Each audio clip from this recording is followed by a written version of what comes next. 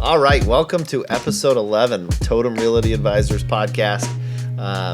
Today we are going to dive into the current event of Live Golf meets the PGA Tour in court, or something like that, on the course, in the courtroom, all of the above, and then dovetail into our amazing industry and how what's going on with Live Golf is very near and dear to our industry. Live Golf is not meeting them in court yet. They've sued them. They're not in court for it yet, though. They've sued them. Who has sued them? The Live players? has sued. Or The players have sued the PGA the players Tour. have sued the PGA. Right. Mm-hmm. Yeah. Yes. And I think the SEC is looking into it. I don't know which exact body. Oh, the Securities and Exchange Committee. Yeah. So As compared to the Southeast Conference. right. So what's Live Golf? Paige, season 1.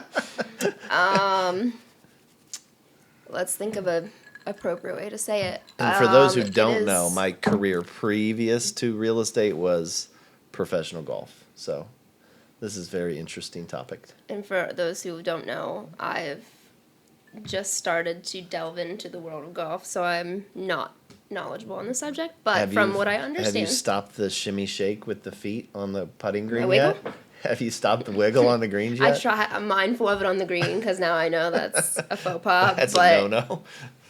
I gotta shake the nerves out before I hit. So, Live Golf no. is a competitive golf league.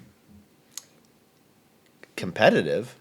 It's a competitor to the PGA. The competitor Right. to It's the a PGA. startup golf league Right. that I think Backed by Saudi money. the which issue is is that it's backed by Saudi money. Right. I'm sure that there are a number of other sponsors. I don't think there are. That's what's fascinating about it. Not in It's this literally country. like a one sponsor. Well, I'm not familiar with what their pro formas are, but I know that their Saudis have put a lot of money into it, and that is one of the reasons why it's being blasphemed all over the place. Did you see how much money Tiger Woods turned down to be on the Live Golf Tour? $750 million. It's Yeah. insane. Well, Now- he's such an advocate for women's rights. I mean, duh. Oh my lord! There's a built-in hypocrisy with you giving crap to the Saudis, because I don't hear you doing the same thing regarding any of the other atrocities that go on Who, around Paige or the just in globe. general? Paige and people in general. And before we even get into that part of it, the hypocrisy of that, this has been done 100 times, not 100 times, but a number of times before. What's been done?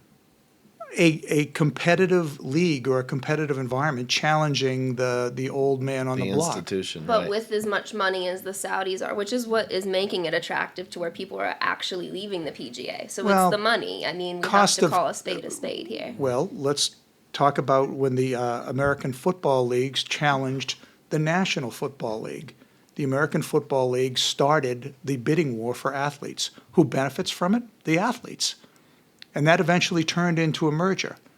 The exact same thing occurred with the American Basketball League as they challenged the National Basketball Association, or the ABA, excuse me. And there were a lot of things that they took from that startup league that they actually indoctrinated into the NBA. There was no three-point line prior to the merger of both. Michael did his homework. Well, that's not homework. That's history. And I think, But the XFL didn't work. Like, they tried that. Sure. well, and I think it's the thing. It's whether or not didn't say it was gonna work. I Whether said or that it not was- the competitor has the money to get the attention of the players. Right? And then obviously the SEC lawsuit is over the PGA trying to stifle the competition.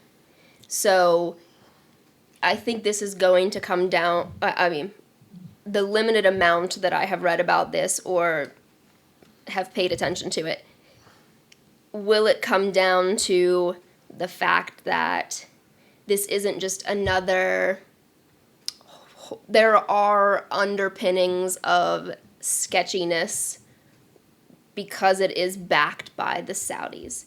So, because like you said, they both start to compete, they eventually merge because there is they can find common ground.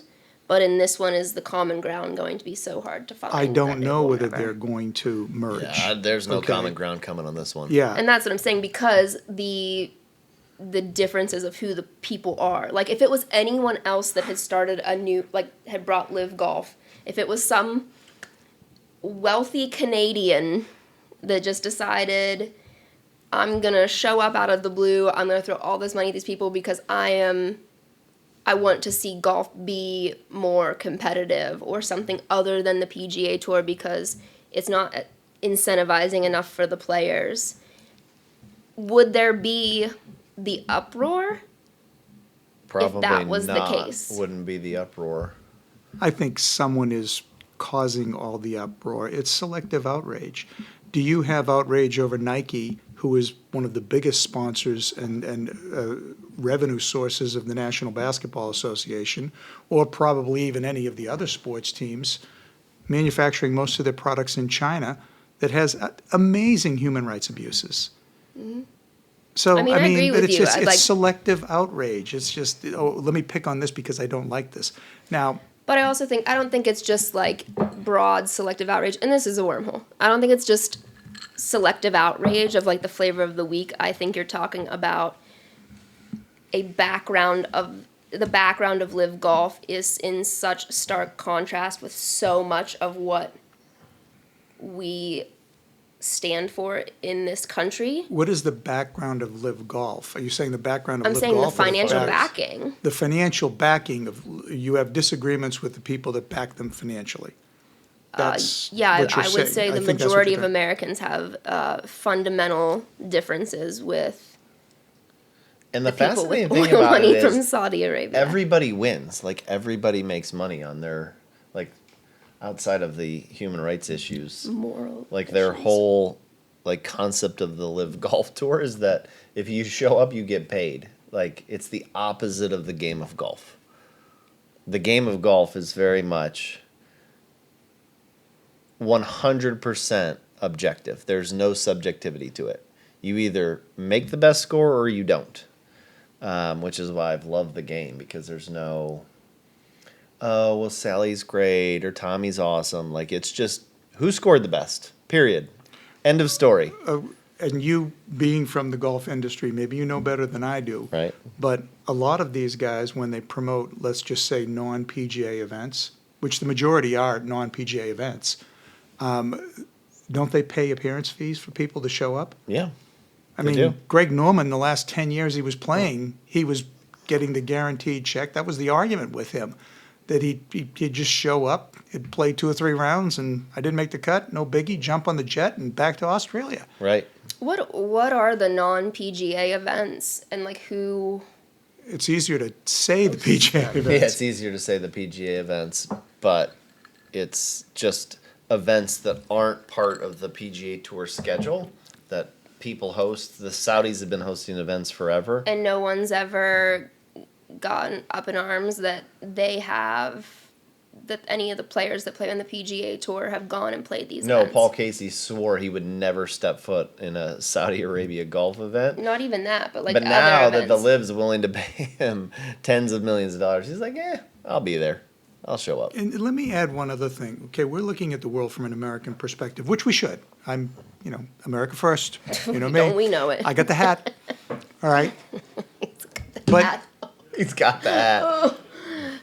Make America great again. again, but the Live Golf Tour. There's a British tour. There's a South African tour. DP There's, World Tour. There's Yeah. a World Tour. There's an Asian tour. So it's not that golf is confined to one country. But okay, so we're not going to solve whether or not Live Golf is here to stay or not. I think we should keep drinking bourbon and continue to talk about it. But But what's fascinating is the players are suing the PGA Tour because the PGA Tour is saying, if you go and play in a Live Golf event, you are no longer a member of the PGA Tour. And one of the things that disrupts all of these things, the players benefit ultimately. When the AFL or the American Football League started, they had any number of teams Kansas City, the Kansas City Chiefs that actually started off as the Texans, but they had a New York team, the Jets. Okay, they started off as the Titans, by the way, but that was the first when they talked about bonus babies. Joe Namath was one of the top players coming out of Alabama or out of a college that year. If he went in the NFL, he would have been paid $100,000 a year tops. He went to the Jets and signed a $400,000 signing bonus. Unheard of at the time, but the player always benefits because there's an additional place for revenue. And the same thing occurred when the original USFL, the Heisman Trophy winner when he came out of school, that was Herschel Walker, played for the New Jersey Generals. Doug Flutie, who also won the Heisman Trophy, played for the Generals. Jim Kelly, who came out of We are Miami. the Wayback Machine. No, but Yeah. that's what you mentioned the USFL. Right. It was a competitive league that came out that eventually a lot of these players played there and they got engulfed by the NFL. So what's Because- fascinating in those examples, they're all employees. Yes. But in this case, and why we decided to make this the topic of the day, Good segue, Kevin. yeah, thanks, is That was a really bad. I don't know. That was reeling it back in, I was but like, I I'm went not too really fast. sure It what was. that was. But in this case, that's where the fundamental issue between the PGA Tour and their constituents is that they are considered independent contractors and not employees of the PGA Tour. So there's a whole lot of disagreement about what the PGA Tour can and cannot do to these young men as it relates to their extracurricular activities in the live golf events. So PGA Tour has been very clear. We can tell you yay or nay, and if you play in these, you're no longer a part of our organization. And it's extremely fascinating because our industry of the National Association of Realtors who are licensed in this country, I think 87% of those folks who are, like I said, licensed as real estate professionals categorize themselves from a tax perspective as independent contractors. And it opens up all kinds of curious conversation around the topic. And I guess, so my question would be, as an independent contractor to the PGA, they still have a contract with that organization. Correct. That is one of the 3 litmus test issues with the federal government about being an independent contractor. You have to have an actual contract that outlines who's responsible for what. That's one of the 3 benchmarks. Okay. So yes, the PGA Tour players sign a contract with the PGA Tour that says X, Y, and Z. I've never And seen it. I But would imagine there's some exclusivity arranged in that contract. there most definitely Just is. like there would be if Paige Myers was an independent contractor, came to work for Totum, but was like, so and so is working on another deal. I can make a lot of money. I'm also going to go work with them. That's not a thing that happens. Correct.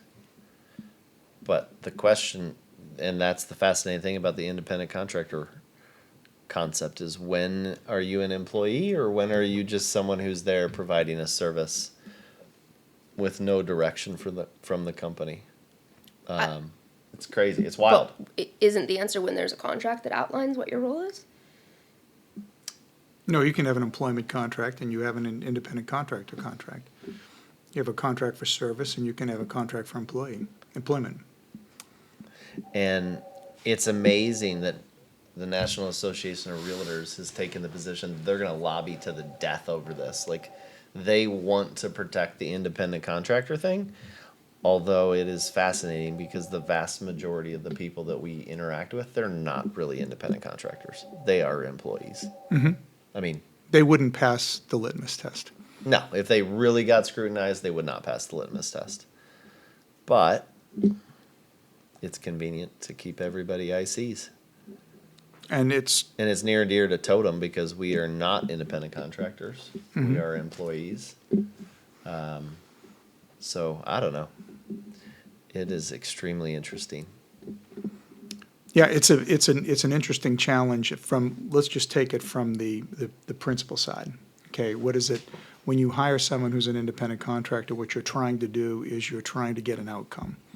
Okay, and the IRS has all sorts of rules, and Lord knows how you conform to them, because I think if they wanted to modify it and say you violated it, for the most part, you violated it. But it's the idea of, you have a control of the work, but not a control of the person performing it. I control the outcome, not the actual work itself. How did you get there and solve the problem? That's where there's no Except they do have to, employment. but any agent under a broker of record, the broker of record becomes responsible for that agent's actions. So that, and I think we did touch on this on another, when we discussed the, was it a Cushman thing, or CBRE? Yep. Dual the- agency. Right. Yep. So how do you, I guess to me it doesn't make any sense what the benefit is of doing this to the employer when you are ultimately, well, maybe not the employer, like, The employer benefits because they don't have to provide any benefits. They don't have to provide health care. They don't They have don't to provide provide. health care, they don't have to provide, but they they also, don't have to take taxes they're, out, they don't have to carry them as an they're employee. liable for a lot of risk with restrictions on how much oversight or control that they can And have they can of that transfer employee. that risk with E&O insurance.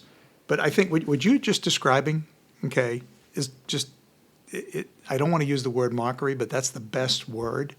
Because if you're working underneath somebody's license, by the very nature of doing that, they have a right to dictate what you can and can't do. And I think they always try to tie it back to a code of ethics and the rules of how you're supposed to perform and fiduciary duties, et cetera. But I think it's a very difficult needle to thread, because it's, Well, it seems like fundamentally the ideas don't align at all. I agree with you, that's the problem. The ideas don't align, and it's so ripe for conflict. But that's But every time that every time, it ends up in court, they win. yeah, The employee, the independent contractor. Correct. the independent contractor. Yes. Even in California, where is it House Bill AB 5 or something like that, which caused all the uproar with like the Uber drivers and the Lyft drivers becoming employees versus she get ice shift. My ice dropped and it scared me. Ice shift. Good old ice shift. But the real estate world avoided it somehow. It's And I don't necessarily, okay, when you say they ended up in court, the issue is it's not court that you're worried about, I think, from an employer or person that contracts with independents. It's the tax issues and the responsibility of those. And you might have won a challenge or two with the IRS, but I'd say overall, the IRS is doing pretty well with how if they say this person they are an employee rather than a contractor, the IRS usually wins out. And I'd say that's just the leverage of the government being so much Wait, larger. the No one IRS wins. usually wins out, or the individual Always usually? wins The out. IRS always wins out. If the IRS comes to you and say, I'm treating these people who work for me as independent contractors, and the IRS is going to give you their version of a field sobriety test. Does it meet this metric? Does it meet this metric? Does it meet this metric? It's called the ABC metrics. The ABC metrics. And if they think that it's skirting the issue on any of them, to say, no, they're employees. And when they become employees, then there's the component of the employment tax and you carrying any tax liability or anything like that, that the employer is supposed to provide if you are an actual employer versus. FMLA, like all of it. Like Yeah. it just opens up Pandora's box. Yeah, it really is. And it's easier for the Internal Revenue Service to chase X amount of employers than X plus times Y 100 employees. employees. Right. Well, and the reporting of financials for the employers is easier. I mean, that those expenses are more trackable. That's what I was wondering, if they have a harder time disprove. I don't know where I'm going with this. No, but that's the But whole. like disproving, like say an independent contractor has all of these write-offs on their taxes because they're self-employed essentially. They're not like receipts, but there's not like a financial reporting of CBRE that comes out that they can cross-reference with what that employee has claimed on their write-offs. So, Right, it's to the employee's benefit. so it would be harder to prove that they were an employee versus to accept that they're an independent contractor. Except for they provide them office space, they provide them a phone, they tell them how they can and can't do contracts. I mean, it's They provide you the form for the contract. the form for the contract, okay. right? They tell you how you're going to get paid or not get paid. And then you carry that card around and say, I work for this company. And you should hire me because I work for this like global conglomerate. But at the same time, I actually only really work for myself. But I also report daily to a broker of record Right. who is solely responsible for my actions. Again, that's the part that I think is the just day one immediate conflict. There's no way of getting around that. I answer to somebody else because I work underneath their license. That wouldn't pass any of the metrics that we had talked about previously, but it does. But it which is does. the amazing thing. I don't get that part, but it does. And if you're the employer, not Totum, but like one of these large institutions, it makes total sense. You have no obligation from an employee perspective. The PGA Tour, back to the Live PGA Tour thing. PGA Tour is in like the catbird seat. They have no obligation to these people, yet they have the ability to completely control where they do or do not play golf.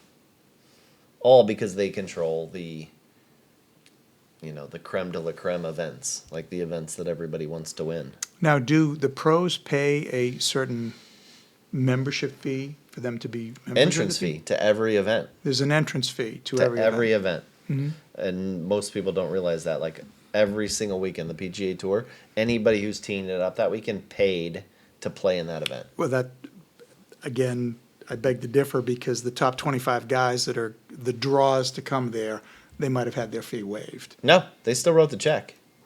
They No. wrote the check? They wrote the check. That's how the PGA Tour keeps their independent contractor status, because those people pay to play. Now, granted, they have Nike or, Strixon or Somebody's writing the check. somebody else is writing Somebody's the check. writing the but check. they are physically writing a check as their entrance fee, which is wild. Wild, wild, wild. So are you guys glad you're employees, or would you rather be independent contractors? I've done both, and I think there's merits to both. From a producer standpoint, being an independent contractor allows you a plethora of ways to expense items, and the metric of that is real easy. There's X amount of dollars. If I do X amount of work, I get Y compensation. I think where it really becomes misguided is how do you go in front of one of your clients and say, I represent you and I represent you alone. You are the one I'm acting on behalf, but yet the financial structure that you work on dictates that there's a different way that I get compensated. And I think if I were a tenant or a landlord, I would want to know, well, wait a minute. Once you start crawling past the first two layers of that, you go, your concern is the transaction. Your concern is not the revenue. Your concern is that you benefit much more financially with a transaction than advice that might say, don't do this. And that is a conflict that's a hard one to sell. Not necessarily sell, that's the wrong word, but to vocalize that when you look at this thing, the value of what somebody does and the compensation is all based on getting something done being transactional versus being a consultant, being an advisor and saying, have you really looked at this thing? And there's no urgency to make this decision immediately or anything like that. Whereas the independent contractor whose compensation ultimately rests with the transaction, that's where they get compensated. It ultimately rests with a transaction.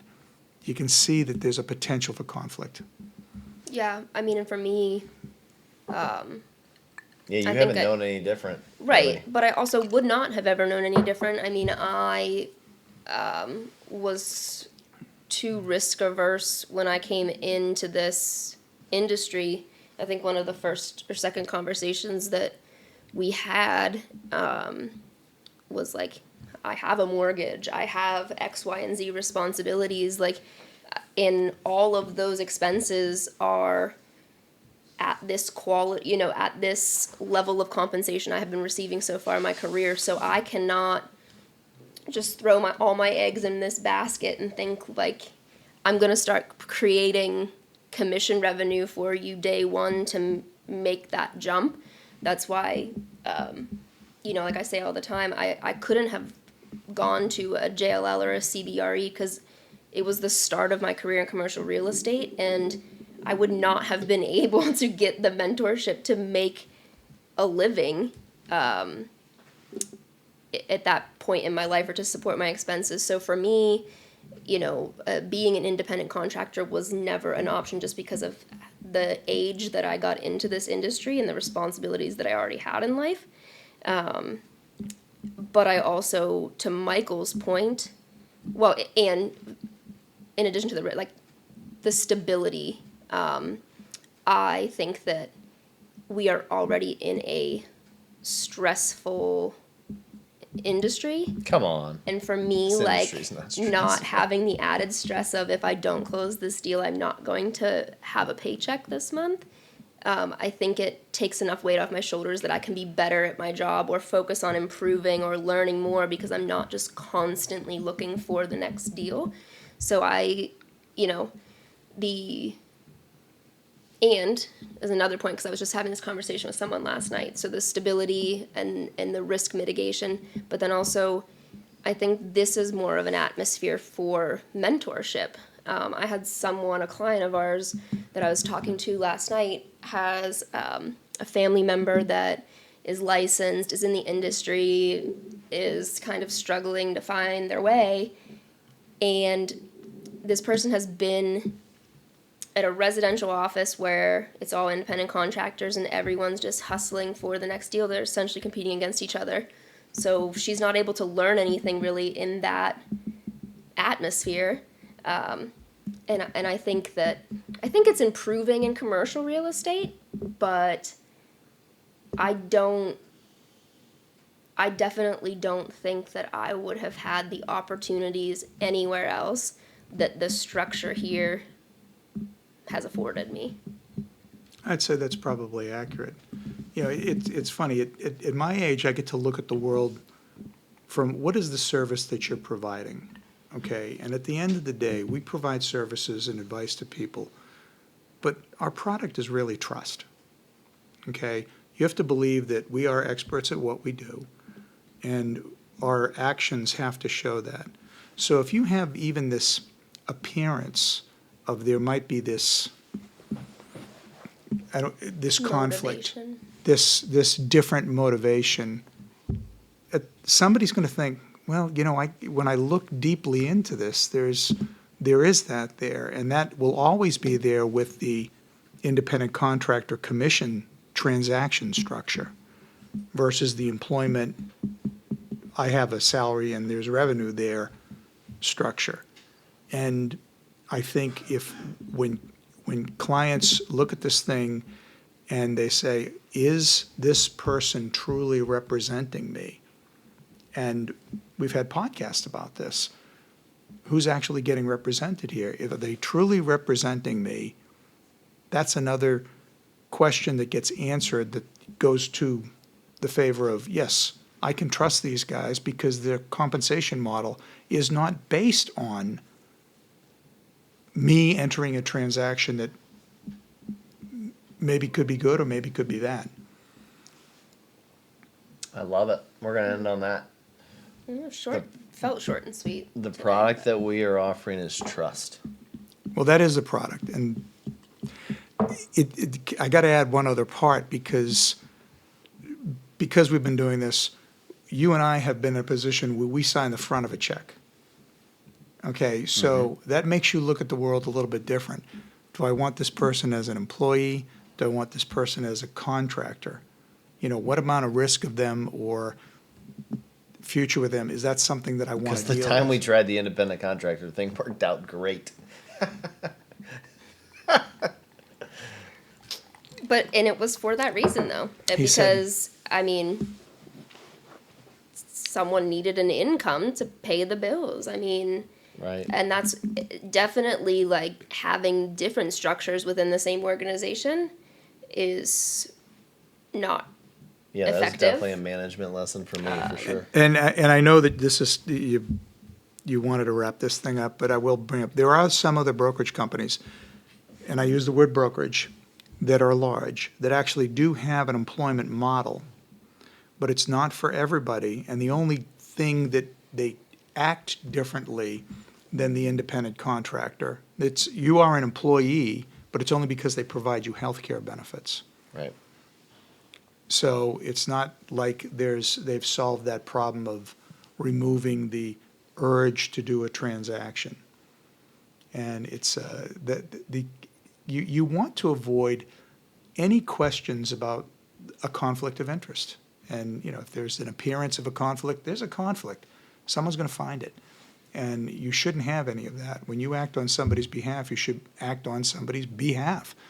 You know, this is the fiduciary services that I owe you, and your goals and your outcomes are greater than mine.